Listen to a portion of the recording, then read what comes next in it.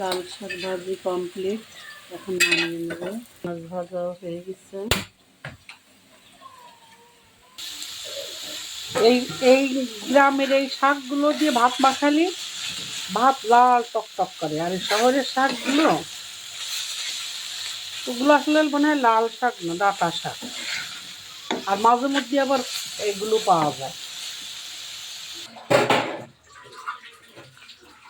লাল শাক ডাল, এখন মাছ ভাজবো আর মুরগির মাংস রান্না করলে আজকের মতো রান্না শেষ হয়ে যাবে।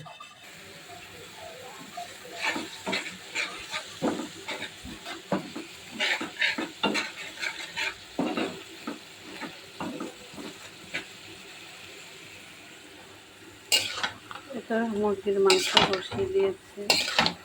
আদা বাটা, রসুন বাটা, ধনিয়া জিরার গুঁড়া, হলুদ, মরিচ, শুকনো মরিচের গুঁড়া, কাঁচামরিচ, পেঁয়াজ, গরম মশলা সব কিছু দিয়ে একবারে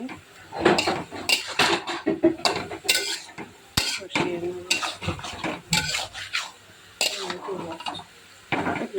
একটুখানি তেল দাও তো, থাক, আগের দিয়েছি তো। আমার এইটা ঢাকনাতে ঢেকে দাও তো, কড়াইটা পানি গলবে না।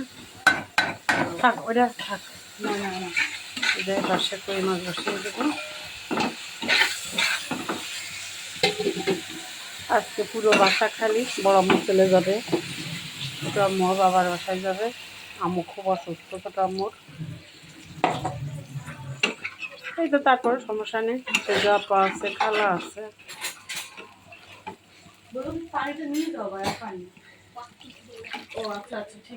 আম্মু আর একটু পানি দিবা? ভাজা মাছ অল্প একটু দাও, অল্প। তারপরে থাক, তারপর এটা একটু পানি রাখো যেন আমি এই যে মাংসের ভিতর দিতে পারি। কই মাছ রান্নাও কমপ্লিট। ওইটুকু হচ্ছে ওই ডিব্বা খালি করে ওটার মধ্যে ঢেলে রাখতে হবে।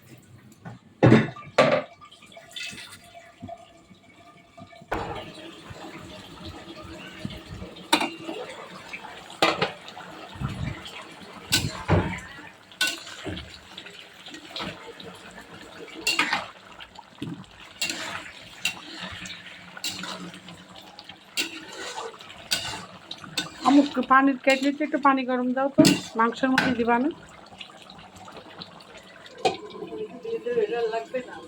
হ্যাঁ, না, গরম পানি দিবা না।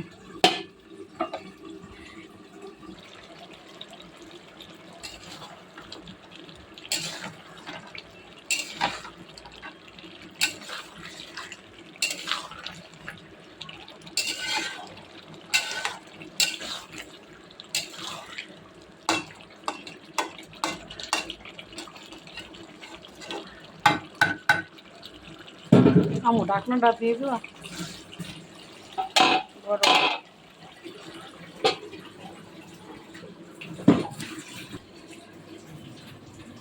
সেটা আমার পাশে ভাত বসিয়ে দিয়েছে।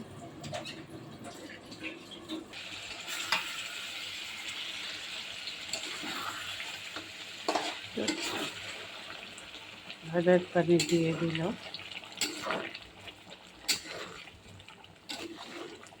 আর একটু দাও, দেশি মুরগি তো, থাক, সেদ্ধ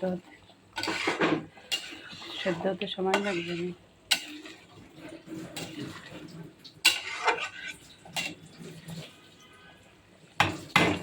ঢাইকে দাও।